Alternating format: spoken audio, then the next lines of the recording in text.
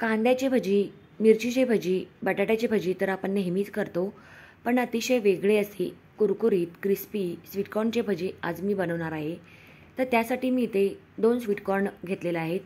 तसं तर स्वीटकॉर्नचा सीझन पावसाळ्यामध्येच असतो, पण आमच्या इकडे बाजारात अजूनही स्वीटकॉर्न मिळतात, म्हणून मी ही 2 स्वीटकॉर्न घेऊन आले आणि त्याची अशी भजी करावी म्हटलं. आता स्वीटकॉर्न छान स्वच्छ करून घेतल्यानंतर 2 भाग करून अशा प्रकारे चाकूने मी याचे दाणे काढून घेतलेले आहेत.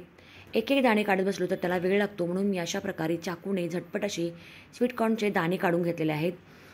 आता यामध्ये बारीक चिरलेली हिरवी मिरची, लसूण, अद्रक, कांदा, कोथिंबीर, ओवा, मीठ, हळद, रेड चिली फ्लेक्स, धणा पावडर, भजी कुरकुरीत होण्यासाठी म्हणून मी इथे 4 चमचे राईस फ्लॉवर आणि 3 चमचे डाळीचं पीठ घातलेलं आहे. आता हे साहित्य मिक्स करून थोडं थोडं पाणी घालून आपल्याला याचं घट्ट असं बॅटर बनवून घ्यायचं आहे. आता या बॅटरचे आपल्याला छोटे छोटे असे भजी तेलामध्ये सोडून छान आलटून पलटून क्रिस्पी होईपर्यंत तळून घ्यायचे आहेत.